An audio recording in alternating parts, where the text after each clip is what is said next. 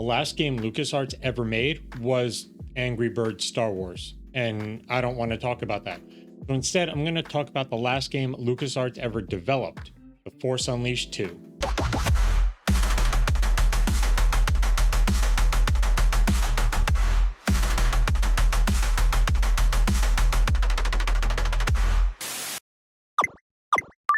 LucasArts invented the point-and-click adventure genre. Then called Lucasfilm Games, they were the studio behind Maniac Mansion, Monkey Island, or Sam & Max. But as interest in adventure games started to dwindle, they decided to focus on their most famous franchise, Star Wars. Then in 2012, LucasArts was bought by Disney and the announcement was made they wouldn't be making games anymore. They would just be selling their licenses to other developers. And one of the last games LucasArts ever developed was the wildly popular Force Unleashed. For the uninitiated, Force Unleashed 1 is the story of Vader taking on a secret apprentice, Starkiller, in a plot to take down the Emperor by forming a rebellion against the Empire. But Vader turns on Starkiller when it turns out this was all just a ploy to draw out the Empire's enemies, and Starkiller dies defending the rebellion leaders. Force Unleashed was the best-selling Star Wars game and the fastest-selling LucasArts game, with over 700 million copies sold and ports on 8 different systems. LucasArts really wanted to capitalize on that momentum, so they pushed out a sequel in about 9 months, and it really shows. Force Unleashed 2 is basically a highly polished, very pretty, watered-down version of the original. It takes place on 3 planets and 1 ship. I plowed through it in about 4 hours. And it's 4 hours of linear hallways filled with cannon fodder enemies, occasionally broken up with a big room full of cannon fodder enemies, and 1 big enemy that's taken down with a QuickTime event. The same QuickTime event every time. Oh, and if you find yourself on some kind of walkway, you're probably about to be chased down by a ship that's shooting you, and you have to dash away from it. And this is all capped off by a very uninspired boss fight. The worst probably being Vader. You mash attack for a while, he runs away, releases an army of clones, you chase him, wash, rinse, repeat.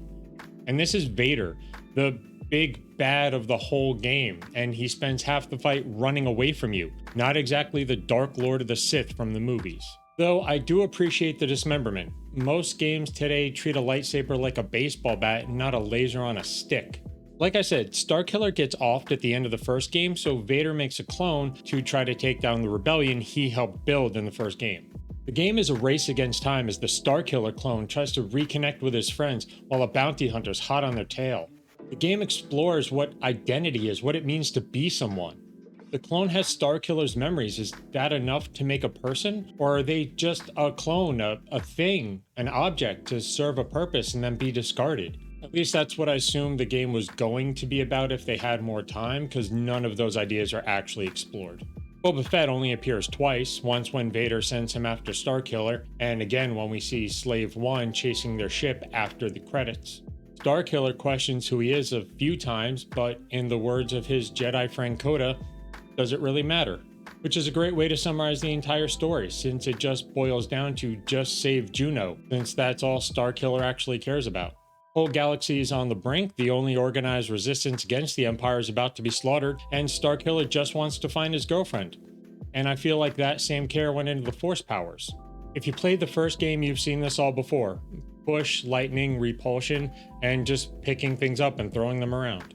You also have Mind Trick that I used once and then completely forgot about until the game reminded me about it in the last fight.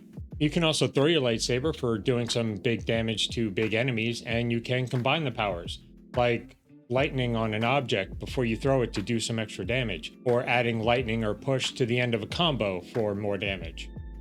You're one combo, you get one combo. But I will admit, it looks pretty. Too bad looking pretty wouldn't save this game.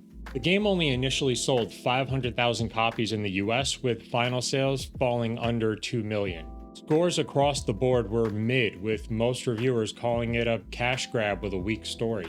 A game created out of obligation instead of inspiration, and combat that only occasionally presented a challenge. And the funny part is LucasArts actually thought they were going to get a third game out of this series, where Starkiller and Vader team up against Palpatine.